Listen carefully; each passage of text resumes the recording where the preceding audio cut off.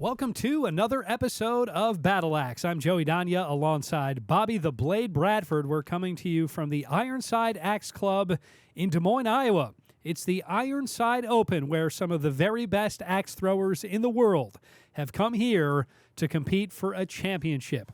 It's been a thrilling tournament thus far in an electric atmosphere, and we're excited to bring you more competition today. Before we get started here on this episode, let's go over the rules. All of the rings are worth 1, 2, 3, 4, and 5 points.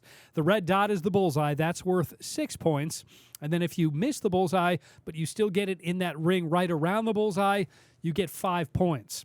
Now, the small dot on the outermost ring is worth 8 points. That's called the kill shot. If you hit that, you get the 8 points. If you miss it, you get nothing. But if you get it in the blue ring right around that dot, you get 7 points, Bobby. Absolutely. We've seen a lot of awesome kill shots here. Some kill shots that have determined some matchups and determined the fate of a lot of throwers here in this tournament. Let's get started right now. It's going to be Evan Foley taking on Greg Ward. This is going to be game number 2 in a best-of-3 series. Greg Ward, the victor in game number 1. He'll look to put it away here in game number 2.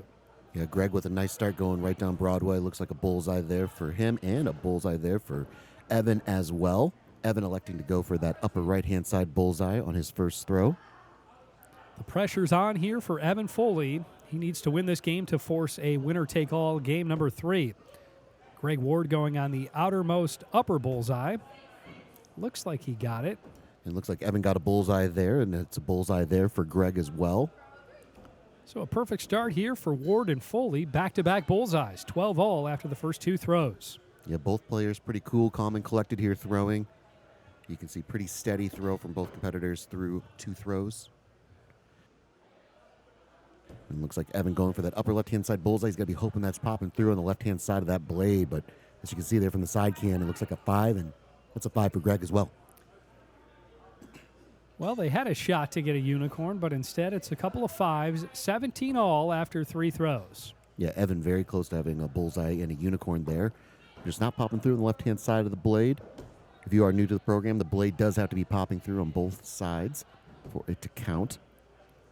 It looks like that could be a bullseye there for Greg, and possibly another 5 here for Evan. And that's exactly what it is, Joey.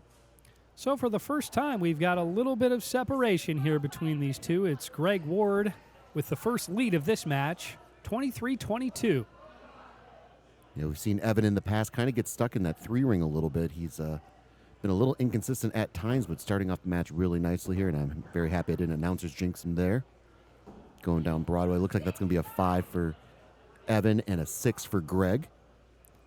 Greg Ward will take a 2-point advantage into the second half. He was nearly perfect in the first half with 4 bullseyes and just that 1 5 on his third throw. But Evan Foley right within striking distance. He had a nice first half as well. Yeah, Evan very close on a few of those throws as well to having a bullseye. Greg electing to go down Broadway again to get the second half started. And Evan's got to be hoping that's popping through on the bottom part of the blade, and it is. Well, that was a crucial ruling there for Evan Foley. You don't want to get behind by too many points, and he stays within 2 points of Greg Ward. Yeah, we always talk about staying within striking distance. You know, Greg's throwing really consistently here. You just want to keep it manageable, have a shot to go for those kill shots. That's what you need to do. Hopefully you can sneak a point in on your way to that. Ooh, and we're going to get a closer look here. He's got to be hoping that's popping in the bottom part of the blade there for a 5. But it is ruled a 3, so the 3 plagues Evan Foley again. Well, a devastating 3 coming at an inopportune time here for Evan Foley. All of a sudden, he's down by 5 with just 3 throws to go. Yeah, Greg capitalizing on it as much as he could with a 6 there on his throw and going for the upper right-hand side bullseye. Evan electing to go right down Broadway, and looks like that's going to be a bullseye for both competitors. Yeah, he had to have it there, and indeed he got the bullseye going right down the middle, and now, no question about it, Evan Foley will attempt a kill shot. Yeah, so down by 5. Greg electing to play the board here.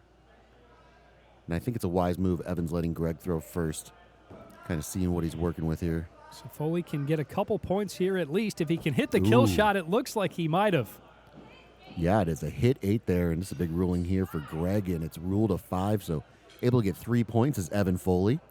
That's what makes the kill shot so exciting. What a big-time shot from Evan Foley to get right back within this one. He's only down 2 now, heading into the final throw, and it looks like they're both going up for the kill shot here. Yeah, Evan's got to have a lot of confidence here, hitting that flush kill shot there on his 9th throw.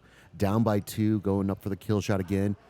Greg will see how he fares, but he's going to make Evan throw first here. Looks like Evan might have done his part, putting the pressure on. Greg Ward has to at least get the 7 here. Yeah, we're going to see here. It's going to be very close. Looks like both players got points. It really just comes down to the ruling here. Greg's maybe has to be hoping it's popping through in the bottom part of that blade there for a 7. As long as Ward has the 7, he's got the win. Yes, he'll come out the victor if that is the case. But a big ruling here. You can see. Ooh, and it is a 7 there for Greg Ward by the hair of his chinny chin chin, Joey. Greg Ward surviving and advancing. He gets the win over Evan Foley in 2 straight games. Yeah, Greg with that very close kill shot there, kill shot 7 there on his 10th throw, able to escape with the victory here, advancing here at the Ironside Open. As you can see there, Joey, just a really flawless round here by Greg Ward. Only the 2 5s on his 3rd and his 9th throw. Then getting gutsy and going for that kill shot there on the 10th throw, able to come away with the victory, 59-58. And then for Evan Foley, unfortunately for him, that 3 bug got him again. Fortunately for him, though, it was only that 1 3 there on his 7th throw. Everything else was pretty consistent and really lights out throwing by both competitors. You got to really tip your cap to Evan going for that kill shot there on the 9th throw, able to get 3 points back, but unfortunately he comes up short and his tournament's over. Well, let's get right to our next matchup. It's going to be Joe Devine taking on Stephen Neal. This will be game number 1 in the best of 3. Yeah, so our first time seeing both Stephen and Joe. Looks like a couple bullseyes there for both competitors to get this match started. Stephen electing going for that upper right-hand side bullseye. Joe going right down Broadway. Great start here for Stephen Neal and Joe Devine. Here comes throw number 2. Well, it's always great to see new throwers, see how they throw, see what their approach is, see how aggressive they're going to be. They go both towards that upper left-hand bullseye, and it looks like they got it. Yeah, and Joe very close to a foot fault there. Lucky that the judge was able to make the call there before he stepped over that line. But as it stands, both players have a shot for what we dare not speak. Sometimes you just get so excited here playing on the big stage. Yeah, get a little locked in. Looks like a little air under that throw there for Joe. And a couple 5s, so no ground gained or lost by both competitors here. But so it's 17 all after the first couple of throws here from Neal and Devine. yeah, so for Stephen, he had a little bit of air there. For Joe, he had a little bit of air there on his last throw. We'll see if he wants to correct that, but electing to go for that lower right-hand side bullseye and a couple bullseyes for both competitors. A great start here for Neal and Devine. 23 all after the first 4 throws. Nobody can find any separation right now. Yeah, both players really locked into that board, throwing really cool, calm, and collected. No real mistakes to speak from. Joe electing to go for that lower left-hand side bullseye. He's going to be hoping it's popping through on the left-hand side, but it is not, so we do have our first lead of the game here, Joey. So after the first half, it's Stephen Neal taking a 1-point advantage into the second half. They switch sides and get ready to go here for the second half. Yeah, so both players throwing really lights out here, taking their time. Electing to go for the middle bullseye is Joe Devine, and the upper right-hand side is Stephen Neal, but the outcome is all the same for both throwers, 35-34 going into the 7th throw. Neal and Devine awfully sharp here at the Ironside Open. And at this stage in the tournament, Joe, everyone's pretty locked in. The nerves have gone, and everyone's just really focused on the board. Now they're kind of looking for the results. You've survived the gauntlet of the double elimination. You're at this point where you can survive and advance and keep going in that A bracket, hoping to come away with some hardware. Well, that is 4 consecutive bullseyes for Stephen Neal. You can see Stephen going down the middle there with a nice flush bullseye, and Joe electing to go for that upper right-hand side bullseye, but the result is the same. A couple flush, picturesque bullseyes there for each competitor. Make it 5 in a row for Neal and a unicorn for Devine. Got to feel pretty good. You didn't give him the old announcer's jinx there, Joey. Now they're going up for the kill shots. Going up for the kill shot. Steven going for the upper left-hand side kill shot. Looks like he's got some points. We'll see if it's an 8 or a 7, and that looks like that could possibly be a 7 if it's popping through the left-hand side there for Joe. But a couple 7s for both throwers. What else is new? Well, we've got a thrilling finish in store between Neal and Devine. They're going to go up for the kill shot one more time, with Neal leading by the slimmest of margins. Yeah, both players have just thrown so consistently, Joey. I mean, there really hasn't been any mistakes to speak of, and this is a huge throw here by both competitors. Looks like Steven feels pretty happy about that throw. Looks like that could at least be a 7. Ooh, we're going to get a closer look here for Joe. He's got to hope that the right-hand part of that blade is into the ring enough, but it's not. And it's Steven Neal with a kill shot to get the win in Game 1, a round of 62 for Neal. Yeah, just an impressive score here by both throwers. You know, the score is really not indicative of how well both Joe and Steven Neal threw in this matchup here to get this best of 3 started. As you can see, Joey pretty identical up until that 5th throw where Steven was able to get a point. He held on to that lead all the way through the second half of this match here, going for the kill shot there on his 9th throw, matching Joe's 7, and then coming away with the victory with the 8th on his 10th throw there. So for a nice round of 62. But for Joe, you know, he's just got to look at he was playing with Steven Neal. You know, he didn't really have any mistakes. He was playing the board very consistently. He can definitely hang. It just came down to that 1 throw and the 10th throw. He wasn't able to seal the deal and come away with the victory. Well, we've got much more Battle Axe still to come. Stay tuned here on MC22.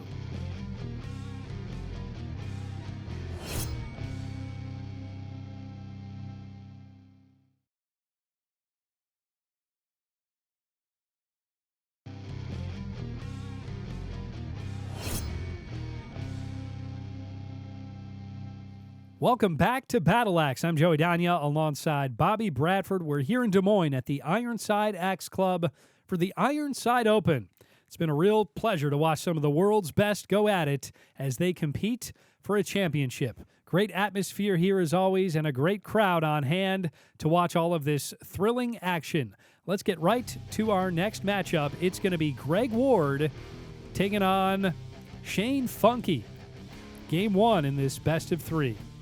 Yeah, so Shane Funky and Greg Ward here in the B bracket, looking to stay alive. The first match of a best of 3. Of course, we've seen Shane and Greg before in previous episodes, 2 really consistent, excellent throwers.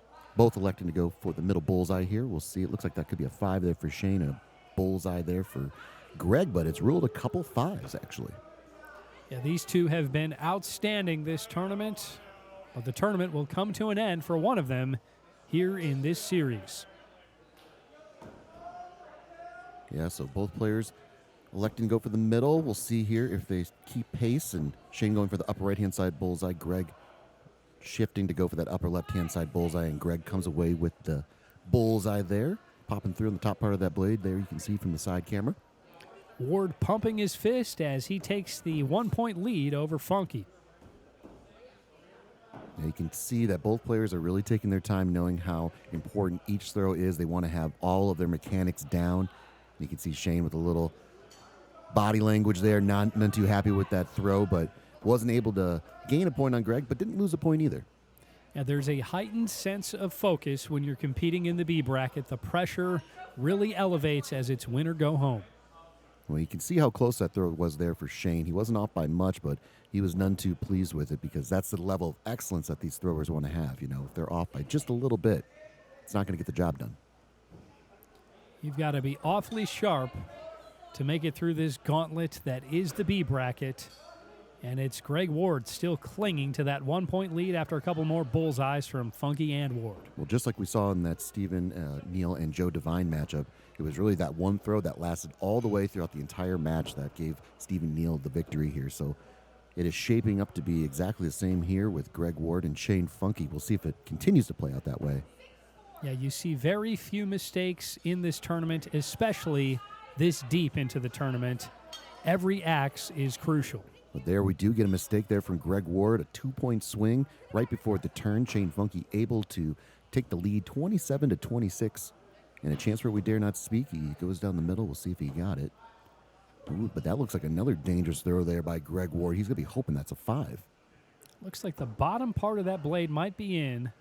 The official put some light on it and get a closer look here. And ruled a 5 there, and another point here for Shane Funky, so he's able to take a 3-point lead going into the next throw. Greg getting a closer look. And, of course, great sportsmanship, offering Shane a chance to look at if he wants to challenge it. Shane trusting Greg's judgment, though, and upholds the ruling. 6-5 on the sixth throw, 33-31 going into the seventh throw. Well, after a unicorn and a few mistakes from Ward, Shane Funky has a sizable advantage here. Yeah, really doing a nice job coming back in this matchup. It looks like that's another bullseye there by Shane, popping through on the top part of that blade, and another devastating 5 here from Greg. And you see by his body language, he is none too pleased going up for the kill shot here on the 8th throw. Gotta love it. Getting a little aggressive here, but I like the call. Well, we definitely like when the players get aggressive going for the kill shot there, just to try to turn the tide of a matchup. He can feel it slipping away here in this first match. Going for that lower left-hand side bullseye. Looks like that could possibly be a 7, if not a hit kill shot 8. He's got to have it. Yeah, because you can see there from the side camera, Shane got a bullseye, and it is a 7 there for Greg. So able to pick up a point here on Shane Funky going into the 9th throw. Ward's going to give Funky an opportunity to make sure that it is indeed a 7. I think Greg was kind of checking a little bit, too. He wanted to make sure it wasn't an 8, because 2 points would be even better than 1. So it's a 2-point game heading into throw number 9. Yeah, so Greg, I saw no indication maybe he's getting a score check here. Electing to play the board. He did have the successful kill shot 7 there on his 8th throw to pick up a point here. We'll see maybe if he's going to wait out Shane Funky. And you can see there, I think that's a mistake there by Shane. We might have a 1-point game here. Looks like Ward might have the bullseye. And it is. That's a 5 there for Shane. Just the ruling on Greg's here. It's going to be very close, but ruled a 5 there for Shane and a 6 there for Greg. So Greg able to pick up another point here going into the last throw. So it's a 1-point lead now for Funky heading into throw number 10. Greg Ward going up for the kill shot, and so too will Shane Funky. Yeah, so just like our match with Steven and Joe, a 1-point game going in 10th throw. Both players going for the kill shot. Shane Funky seems pretty pleased with his throw there, at least a 7. On, we can see there from the action cam, Greg Ward is off the mark. Well, that'll do it. It's going to be Shane Funky getting the win here in game number 1. He hit the kill shot as well for the exclamation point. Shane Funky, 58 to Greg Ward's 49. Yeah, just another tremendous matchup here following up that Stephen Neal and Joe Devine matchup, a very similar matchup. Score not indicative of how close this match was going into the 10th throw. Shane able to take game number 1 here in this best of 3, 58 to 49. You can see there, Joey, from his 4th through his 8th throw, nothing but bullseye. So really consistent throwing after starting off with 3 consecutive 5s. Unfortunately for Greg there on his 5th throw, he did throw a 4. Got stuck a little bit of a rut here with the 5s on his 6th and 7th throw, but being gutsy, going for that kill shot there on his 8th throw, hit that 7, was able to pick up a point there on Shane, was able to follow that up and pick up another point here on Shane on his 9th throw, throwing a bullseye. So he did his job of making it come down to the last throw, but unfortunately for him, he is down 0-1 going into this match number 2. Well, it's time now for game number 2 between Joe Devine and Stephen Neal. Yeah, so a great first matchup here by both these competitors. I should expect nothing but the same here, Joey, in match number 2. Yeah, it was Neal just getting the victory on the final throw in game number 1. We'll see how game 2 shakes out. I'd expect another nail biter. But Joe with what he's hoping is going to be a 5 there, but ruled a 4 there on his first throw. So, and Steven hit a bullseye as well. So quick 2-point advantage here after 1 throw. So Stephen Neal out to the early lead. Joe Devine in an early hole, but plenty of time to dig his way out. Yeah, an early mistake is something you can overcome. Joe elected to go for the middle bullseye there. Looks like a flush bullseye and is able to pick up an extra point here on Stephen Neal. So only a 1-point game, 11 to 10 going into the 3rd throw. But a really nice response there by Joe Devine after throwing that 4. Very close to being a 5, but you know, with the way the caliber of thrower that Stephen Neal is, you can't have 4s on your scorecard if you want to come away the victor. Yeah, after that mistake on his first throw, I think he'd sign up to be down by 1 after the first 2 throws any single time. Stephen Neal extending the lead to 2 now after another bullseye and a 5 from Devine. Yeah, Stephen with a really nice release point, really consistent thrower. Looking to put this game away in 2 matches here. But a couple bullseyes there by both competitors. So Divine and Neal starting to heat up here. Back-to-back bullseyes for Neal. Still a 2-point lead. Yeah, it's really important here. If Divine can somehow sneak a point away here before the turn, I think gives him incredible confidence going into the remaining 5 throws here. But then just another flush, picturesque bullseye there by Stephen Neal. And Joe's got to be hoping that's popping in the left-hand side, of which it is. So after the first half, it's a 2-point advantage for Stephen Neal, 29-27, as Neal looks to put this one away in 2 straight games. Well, and Stephen did such a nice job. You know, he only had that 1-point lead going in all throughout that first matchup. We can see there he's going to be hoping that's popping through on the top part of the blade there for a 5 as Joe hits a flush bullseye. So Divine able to pick up another point here. Divine taking advantage of the opportunity right there to get the second half started with a unicorn, and he's back within a point. But I was saying, though, that Steven did such a nice job of keeping the pedal to the metal. You know, he wasn't able to add on points, but he definitely kept pace with Joe. Unfortunately for him, he left the door open a little bit here for Joe Divine. And a couple bullseyes here for both competitors. Yeah, they both go on the upper left bullseye. Still a 1-point lead for Stephen Neal. Surprise, surprise. We've got another thrilling finish in store. Well, I know both competitors are really locked in on the board. I'd like to see some head games here from Joe Divine as he's waiting for Stephen Neal to throw. Kind of let him make the mistake and then try to capitalize on it. Big ruling coming here. But a couple 5s, so Stephen threw a 5. Joe had his opportunity, and he wasn't off by much, and you can see the indication by both competitors going for the kill shot on the 9th throw, 45-44. Another nail-biter. It's going to come down to these last couple throws. Crucial kill shot attempt coming right here. Well, both players attempted 2 kill shots in the first match and were very close. You could see they were very comfortable, and after those 2 throws right there, looks like they're going to be in some points. It looks like that's an 8 there for Joe and an 8 for Stephen as well. Anything you can do, I can do better. They both hit the kill shot, and they will both go up for it once again here on throw number 10 with Neal clinging to a 1-point lead. Yeah, Divine in the same position that he was in match number 1. Down by 1, going for the kill shot, hoping that Stephen can make a mistake. We'll get a closer look at Stephen's throw here, and ooh, that looks like that could be at least a kill shot 7 there for Joe. It's going to come down to the officials' ruling right here. Well, it's a big ruling here, Joey, because if Stephen hit a 7 and Joe hit an 8, of which he did, we have a tie game, and we're going to be going into sudden death. It only seems fitting between these two titans that we would continue on after throw number 10. It's going to come down to sudden death. We'll go up for the kill shot again. Yeah, these two competitors have just been throwing lights out. Super close matchups. It is fitting that they are going to sudden death here. Joe electing to go for that upper left-hand side bullseye, as is Steven. This is going to be a huge ruling. If it's popping in the bottom part of the blade, we're going to be going to another kill shot here. Oh, and Steven takes the game and the match. Another heartbreaking finish here for Divine as Stephen Neal comes out the victor in 2 straight games. It all came down to the kill shot once again. Yeah, you got a feel for Joe Divine here.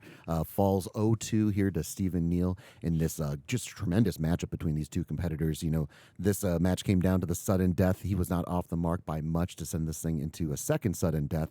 But yeah, Joe started off that match with the 4 there on his first throw. Did a really nice job of coming back in to this match and tying this thing up on his 10th throw on that kill shot, hit 8. But man, you got to feel for him because these matches have been very close. You know, some of those throws, some of those 5s could have easily been 6s, which could have sent the tide here. But for Stephen Neal, you got to really tip your cap. He's a very consistent thrower. He did have that unicorn from his 3rd to his 5th throw, but he hit the kill shots when he needed to and came out the victor and advances as the Ironside Open.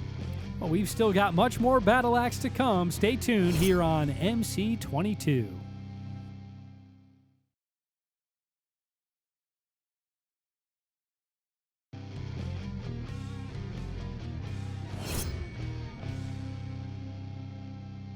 Welcome back to Battle Axe here at the Ironside Axe Club in Des Moines.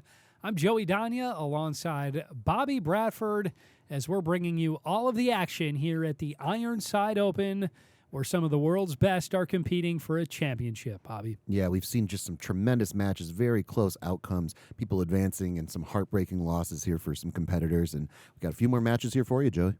Let's get right to it. It's going to be Frank Cochran taking on Kyle Rickenbaugh. Yeah, so our first time seeing Kyle Rickenbaugh. We've seen Frank Cochran in episodes past. So we'll get a new look here at Rickenbaugh, see how he approaches the board. For Cochran, we saw before, he's a really no-nonsense thrower. More of a grip it and rip it style. No idea where that one hit for Rickenbaugh, but now we get a closer look, and it's a 5 for Rickenbaugh.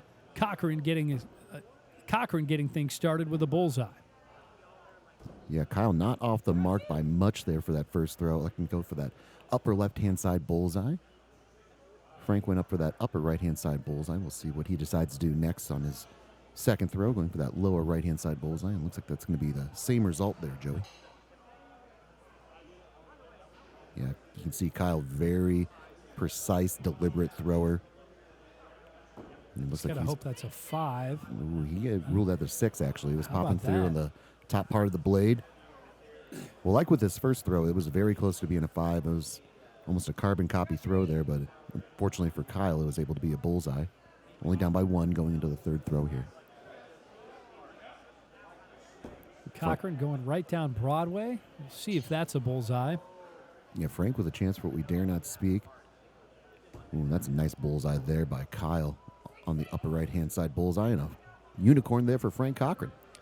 And that will keep it a 1-point advantage for Cochran after the first 3 throws. Yeah, Frank really coming out the gate hot.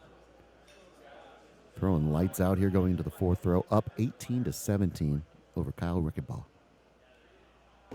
And not to be outdone, Frank is going for that lower left-hand side bullseye. Looks like that's going to be another bullseye as well for him. Kyle really deliberate, taking his time. And looks like that's a bullseye there for him as well. So starting to get it turned on is Kyle Rickenbaugh. These two awfully sharp here to the start of this series. 4 straight bullseyes from Cochran, 3 out of 4 for Rickenbaugh. You can just see how focused Frank is on that board. He is not worried one iota about what Kyle Rickenbaugh is doing over there. And it shows with what looks like 5 consecutive bullseyes. Another bullseye for Rickenbaugh as well, going right down the middle. Perfect first half for Frank Cochran. He takes a 1-point lead into the second half. Well, as we were talking about earlier, Joey, we're at the stage of this Ironside Open where all these players are so consistent. Really, that 1-5 there on Kyle's first throw has been the difference, and we'll see if Frank can keep it going, but it looks like he is off the mark there on his 6th throw. We'll see if Kyle can capitalize. Ooh, and I think he did if it's popping through in the bottom part of that blade. And he did, so he ties this thing up. Rickenbaugh taking advantage of the opportunity. We are all tied at 35 after 6 throws. Yeah, so Frank with what appears to be right now a devastating 5 there on his 6th throw. You feel weird saying that, Joey, but as it stands, that's what it is. It left the door open here for Kyle. We'll see how Frank responds. It looks like that could be a bullseye if it's popping through on the bottom part of that blade. Yeah, this point in the tournament, anything that's not a bullseye is a disappointment for these incredible competitors. Yeah, we've already seen a number of matches come down to 1, possibly 2 throws. And this one is shaping up to be exactly that as well. All tied up 41-41 going into the 8th throw here. So we'll see Frank obviously locked into that board. Wouldn't be surprised if he's the first one to throw here.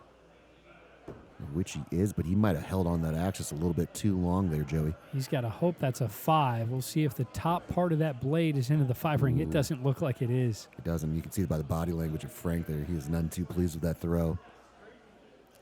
Ooh, and it's a 5 there for Kyle. So although Frank did throw a 4, he is lucky that that was only a 5 there for Kyle, because a 2-point swing could have been death nail here for Frank in this first match. Instead, it's just a 1-point advantage for Rickenbaugh heading into throw number 9. Cochran going to go up for the kill shot, and so too will Rickenbaugh. Yeah, just a gutsy call here. I mean, Kyle in the driver's seat right now, but it's only a 1-point game. We'll see how confident he is with the kill shot. Frank electing to throw first, going for that lower right-hand side bullseye. Looks like he has at least got a 7, possibly a kill shot, hit 8. Ooh, and I think Kyle is off the mark, throwing high. Rickenbaugh has to hope the bottom part of that blade is touching the ring, but it doesn't look like it does. And it is ruled a miss there for Rickenbaugh, and a hit 7 for Cochran. The big swing there. All of a sudden, it's a 6-point advantage for Cochran. Rickenbaugh's going up for the kill shot, and so too will Cochran. Very aggressive call by Cochran. Good competitor to go up when he obviously doesn't have to. No, he could just elect to play the board here.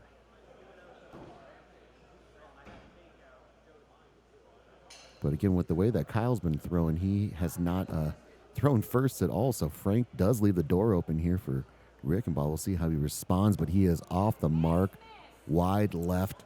So Frank takes first game.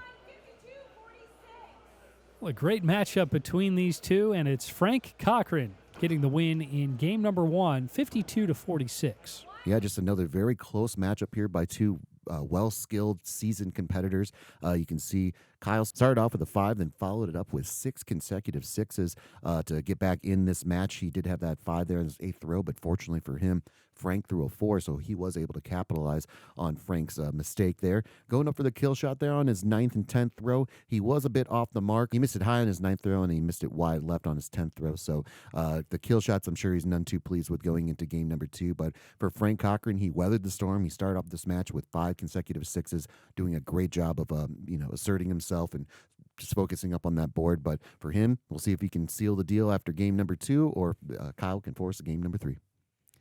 Well, now it is win or go home for Greg Ward taking on Shane Funky here in game number 2.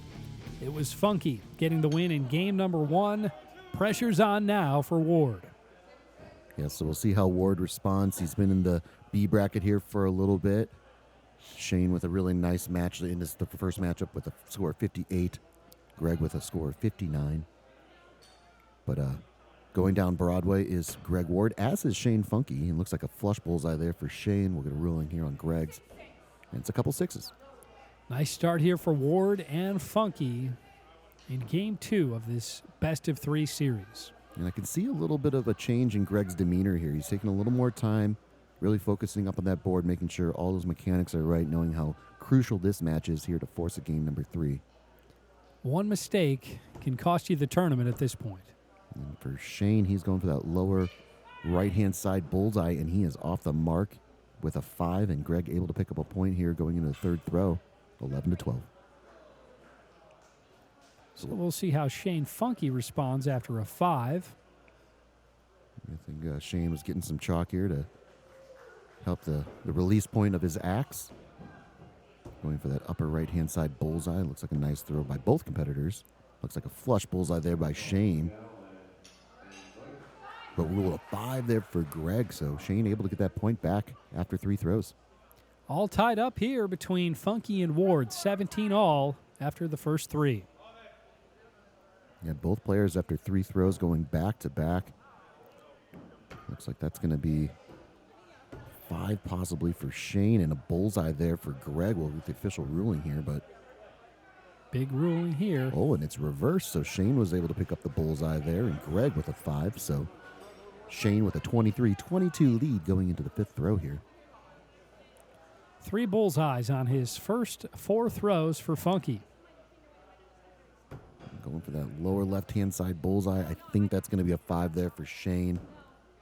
And it's going to be a close ruling there for Greg. Hard to see with those shadows.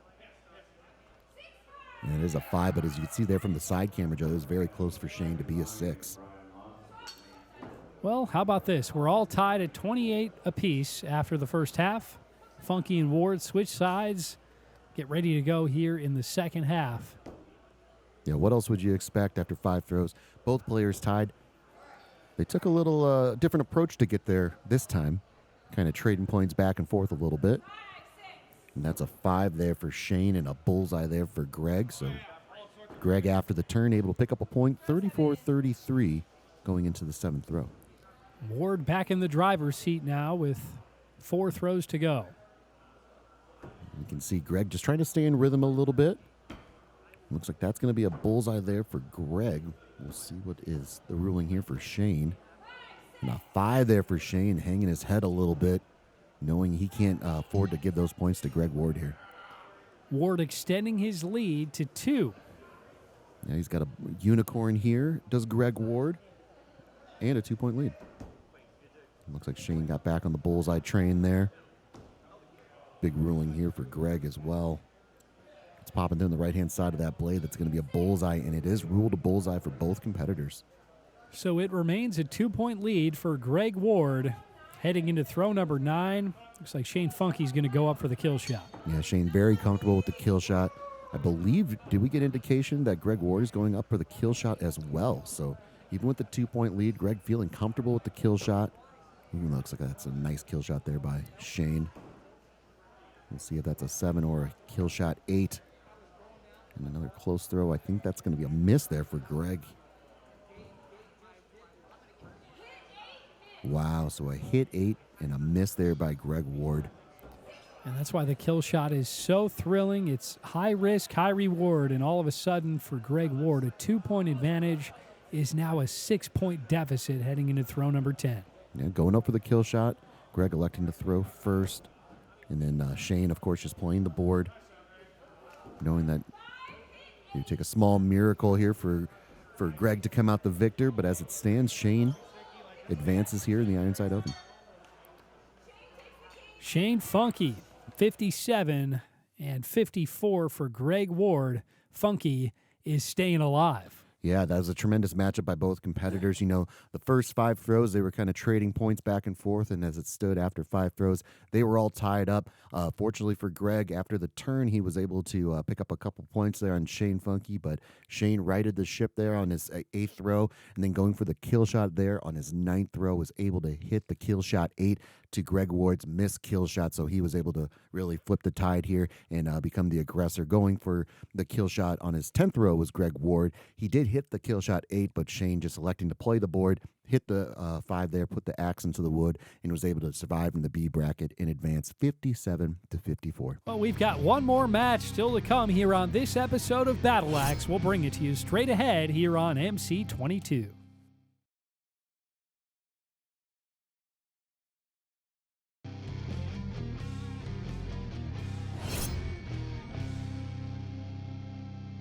Welcome back to Battle Axe. I'm Joey Danya alongside Bobby Bradford here at the Ironside Open in Des Moines at the Ironside Axe Club. What a thrilling tournament it's been. Some of the world's best are here competing for a championship. It's been a real treat to get to watch all of this action. Yeah, we've seen some incredible matches and some heartbreaking defeats, and we have another match here in store. It's going to be Frank Cochran taking on Kyle Rickenbaugh here in game number 2. It was Cochran getting the win in the first matchup. Now the pressure's on for Rickenbaugh. Yeah, Frank threw up a score of 52. Kyle had a score of 46 there in their first matchup. We'll see how both players start off this match. Kyle started off the match with a 5 in their first matchup, and Frank had a bullseye, which really lent to Frank's advantage here, and we'll see how it plays out here. And I think we might have a carbon copy start here, Joey. Looks like that's a bullseye there for Frank, popping through on the right-hand side. And it is ruled a 5 there for Rickenbaugh.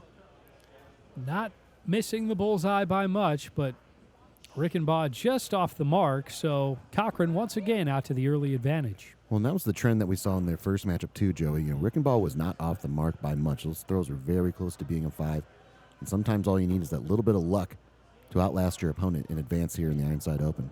We'll see if his luck can turn. And it looks like that's going to be a bullseye there for Kyle and a 5 there for Frank. So able to pick that point back up is Rickenbaugh. Yeah, a couple of centimeters can make or break you here in this tournament. 11 all after the first couple throws here. We'll see what Frank decides to do here. What bullseye he elects to go down. And he looks like he's going to go down the middle there for a nice flush bullseye. Ooh, wow, and Rickenbaugh. He's got to be hoping. He's got to be hoping that's a 3, but unfortunately for him, that was ruled a 2. And I wouldn't be surprised if he's going to get a closer look, but from the side camera there, Joey, it looks like that's going to be a 2, electing to uphold the ruling. What a devastating mistake there for Kyle Rickenbaugh, and Frank Cochran taking full advantage. That makes it a 4-point lead for Cochran. Well, you can see there with the body language, Rickenbaugh trying to just gather his thoughts here. Just a devastating 2. And then Frank was able to capitalize fully with a bullseye. So we were just talking earlier about how Rickenbaugh was not off the mark by a lot of those misses, but unfortunately for him, that was a devastating miss, letting the axe go just a little bit too early. Yeah, 4-point hole is a sizable disadvantage, but there's still time here for Rickenbaugh to chip away at that deficit. If he can just get a couple of those points back, he'll put himself right in position to get back in it with the kill shot attempts. Absolutely. All you have to do is you can't have that throw live with it. You know, we always talk about being a goldfish. You have to focus up on that board, try to sneak some points in here before the turn. But definitely can't go throw for throw here with Cochran. Frank Cochran keeping his foot on the gas here as he takes his 4-point advantage into the second half, 28-24. Yeah, and you know, for Frank here, going into the turn, all he really has to do is just focus up, play the game that he's been playing. He doesn't have to change his game at all. He just has to throw consistently, hit the board, and then pray that Rickenbaugh doesn't get a little too aggressive going for those kill shots and gets himself back in this game. But as it stands, it looks like that's going to be a bullseye there for Frank. And another close 5 there for Rickenbaugh. Heartbreaking ruling there for Rickenbaugh. Once again, missing that bullseye by a matter of centimeters. He wants to get a closer look at this one. Looks like it's the right call from my vantage point, but then again, I'm not right up at the board. Yeah, and it looks like he did call for a second. You know, and at this point in this juncture of this match, Joey, I don't mind getting another set of eyes on it. You know, even if it looks like it's a 5 and you agree with the call, get a second opinion. Maybe they see something that you don't and sneak a point here, or sneak at least not losing a point here in Rickenbaugh's case. Yeah, absolutely. Your tournament is on the line here if you're Kyle Rickenbaugh. Every point crucial here in these last few throws. Yep, and the ruling is upheld. It is a 5 there, and you can just see Rickenbaugh is dejected there. Yeah, slowly walking toward the board. He can feel this one starting to slip away. It's going to take a small miracle for him to get back in it. Well, and that's the thing. We know the caliber of throwers that are in the pool right now. He's just got to make his throws, hope that Frank makes a mistake. You never want to rely on that, but in the situation that Rickenbaugh is in right now, that's what he's got to hope happens here. And Frank was playing with fire a little bit there. Looks like that's a 5 there for Frank, but actually ruled another bullseye there. So popping through the bottom part of that blade there for Frank. Able to still maintain his 5-point lead going into the 8th throw here. Kyle Rickenbaugh could use a bullseye right now and a mistake from Cochran. But Cochran will not be doing that. He will not oblige, and Kyle going down the middle as well. We'll see here. He's got... Gosh, he was hoping that was popping through on the left-hand side of the blade. Another close throw there by Rickenbaugh. That's been the tail of the tape for him in this matchup versus Frank Cochran, down 6, calling for the kill shot there in his 9th throw. Frank electing to play the board. Well, Rickenbaugh has to have this to give himself any chance. I like Kyle's approach, letting Frank throw first here. Looks like that could be a bullseye if it's popping through on the top part of the blade there for Frank. And a much better kill shot throw than we saw from him in his first 2 attempts in their first match. And it is a hit 8, so able to pick up 3 points here, Joey. Well, that's exactly what Rickenbaugh needed. He's going to have a chance here on his final throw, but he's going to need another mistake from Cochran. Yeah, at the very worst, he's got to hope that Frank throws another 5 here, and he's able to hit a kill shot, sending this thing into sudden death. Ooh, and Frank trying to sneak a look there really quick. If it's popping through the bottom part of that blade for a bullseye, this is all for naught, but Kyle still has to do his job. Oh, and ruled a 6 there for Frank. Gosh, just a devastating way to come up short. Back-to-back kill shot hits for Rickenbaugh, but he still comes up 1 point short here as Frank Cochran advances, winning at 57-56, taking this series in 2. Yeah, just a devastating loss there for Kyle Rickenbaugh. He did have that 2 there on his 3rd throw. You know, he followed it up. He had that 5 there on his 6th throw, which able to give Frank another point.